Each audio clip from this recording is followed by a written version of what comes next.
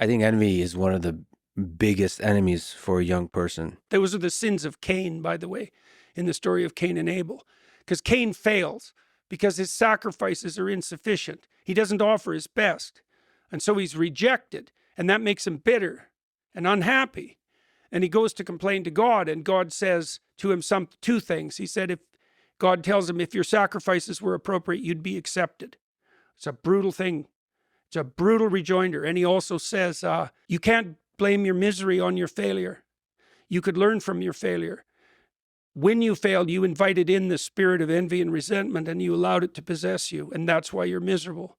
And so you might say, well, how do you fortify yourself against that pathway of resentment? And what's the antithesis of envy? Gratitude. That's something you can practice. Well, the gratitude element would be something like, well, yeah, you don't know anything and you're at the bottom, but you're not 80.